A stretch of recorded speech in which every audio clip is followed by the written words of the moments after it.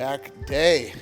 And this is the last week of my reverse diet. According to our periodization plan, we are wrapping it up. This is 6 weeks in, we're going into week 7. I feel pretty good about it. I have gained a decent amount of weight. I think it's gotta be like 8 pounds. We'll pull my weight and my before and after up on the screen so we can see like the progress I've made throughout the reverse. So I'm very excited with how things are going, but my biofeedback has improved, which is the whole point of a reverse diet, is to build up your calories, reduce stress, improve your health, and get to a place where your biofeedback is on point and you are ready to step into the accumulation phase, which is gains and bulking. So starting next week, the series is gonna take a shift. I'm gonna be putting on weight intentionally, probably at a slightly more rapid rate, and really trying to focus on building mass. So we're gonna go into the bulking phase. Today is gonna be a straight training video, so we got a pull day. We're gonna get right into back training, breaking down what I'm doing, why I'm doing it. Let's get it.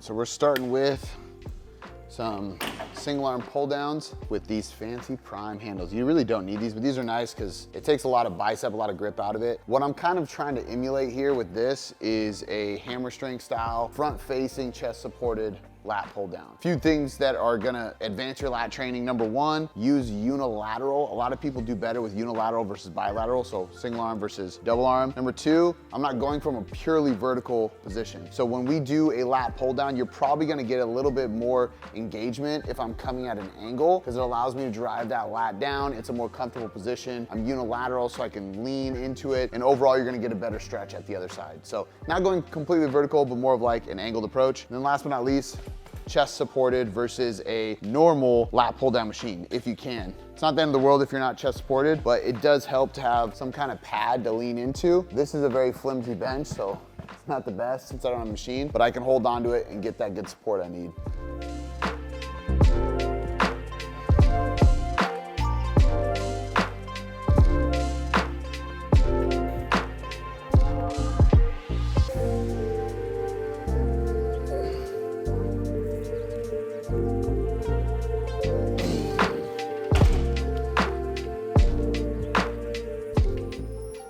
Do a 4th set?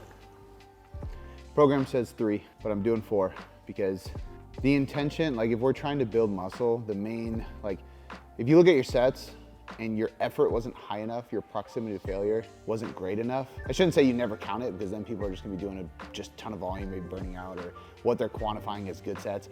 But a lot of times people don't train hard enough. So there's a lot of times where my program will actually, or my coach will actually say like 2 sets. In the app, I don't always program that way because it's hard for people to understand unless you're getting one-on-one coaching. But I know if it says 2 sets, that's only enough volume if I do ramp up sets. So on this one, it's 3, but my first set, I wasn't even close to failure. I had 5 in the tank. That's not stimulative for muscle growth. I need to be within 2 reps of failure, 3 at the most, in order to really stimulate the stress response to build muscle. I'm trying to build muscle, especially my lats. Got baby lats, I'm trying to get wings. And if I'm not reaching close enough to failure, I'm gonna do an extra set. So I'm doing a 4th set because I know I can go heavier. I'm gonna get as close as I can to failure, staying in that like 8 to 12 rep range, do a little extra volume.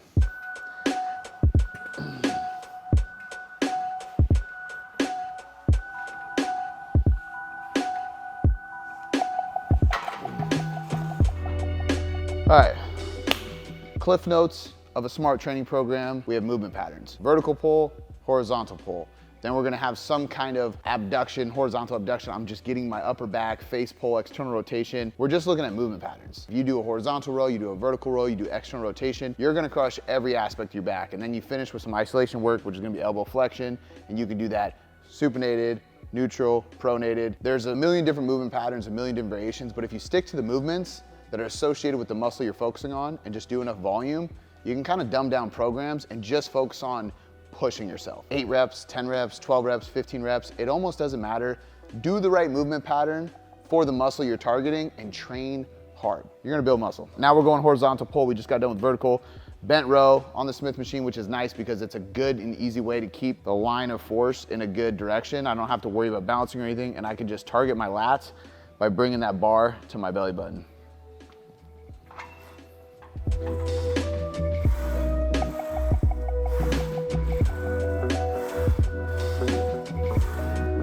So I got T-Rex arms and I got a big gut. I can't get a good range of motion on these. So like, what do I do? It's a great question because one, there's a lot of people in that position. Two, the answer to that is actually a good answer for anybody else to do it properly. Because if you're doing horizontal rows for your lats, you don't want much elbow flexion. This is the whole like where you row, you will grow. So if I'm in a bent row position and I do a bunch of elbow flexion, I'm actually going into what's called an anterior glide of my scapula. So my shoulder's rolling forward, I'm getting all upper back. If I row low, I don't have much elbow flexion.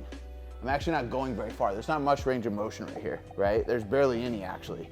If I go for mid back, there's more range of motion.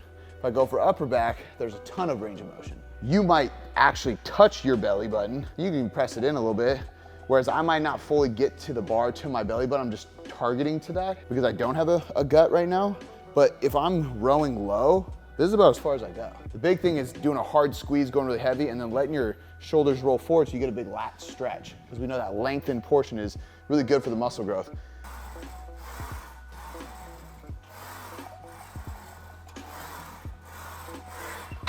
Ah. Ugh. Horizontal rows again. So basically the same idea as the vertical pull I did. Same handles, same, really just like thinking of like going from that high angle to a low angle, going a slightly higher rep range. And I'm really just changing the angles at which I'm pulling. Like if you really think about it, here, here, here. We're keeping movement patterns pretty similar because we're targeting the same area. Your nervous system tells your joints to move in a certain way, and your joints move in a certain way, which needs the muscles to fire to move the joints. So it's really like brain tells the muscle to fire so the joint can move. And as long as I'm changing which direction a line of pull I'm going with, I can create tension wherever I want to create it, and I accumulate volume of that tension, and I grow. And that's the science of muscle growth. And I love this exercise because I can really lean and just get this huge stretch in my lats. And use the support of the bench to take anything else out of it and just isolate the lat.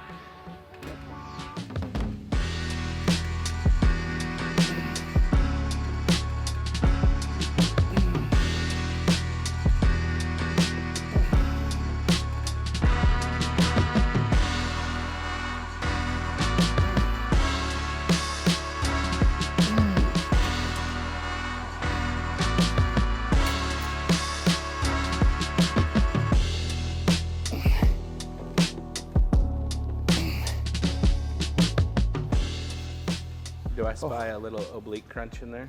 A little bit of a little side bend.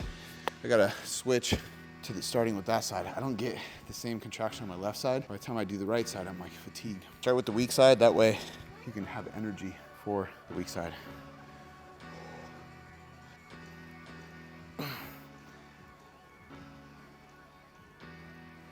How do you hold your ribs? I'm feeling my lat, basically like palpating it. Palpating would be like a external cue, help my muscle connection.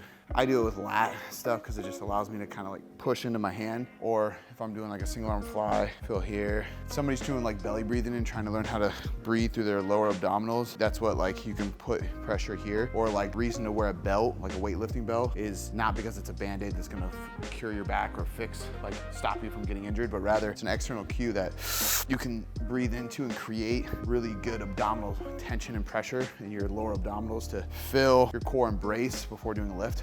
But it's all external feedback.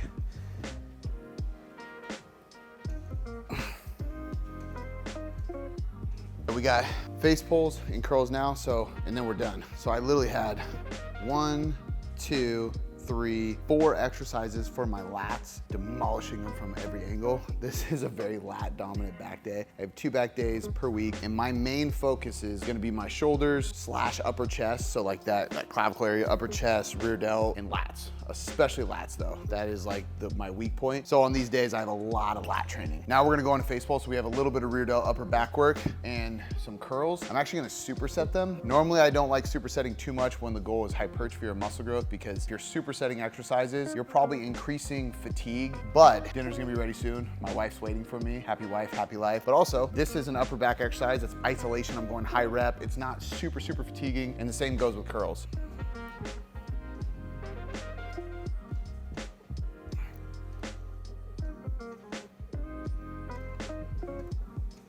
Oh.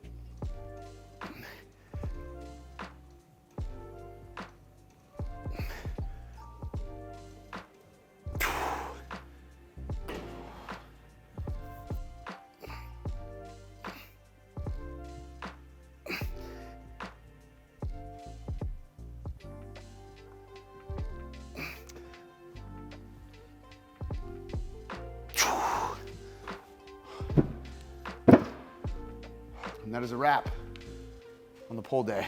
This is somewhat concluding the reverse diet series. We are wrapping up the reverse diet, but these vlogs are gonna continue. We're gonna keep dropping them every week. Next week, we're starting the bulking series, and I'm gonna take you through my gaining phase, where I'm gonna try to get as swole as possible. And I have a very special announcement, surprise journey ahead of me that I'm gonna explain, and I'm gonna bring up in next week's video. And I think it's gonna make the whole process, the whole mission, more focused, more targeted, more exciting, and it's gonna give more application to what you're gonna be watching. If you have any comments, questions, anything at all, put it in the comments below. I'm here to help. I'm a coach. I wanna help you apply the knowledge that I'm giving you for free in these videos into your training and nutrition. Tune in next week, and if you like this series, if you like this channel, like the video, subscribe to the channel, keep watching. We'll catch you next time.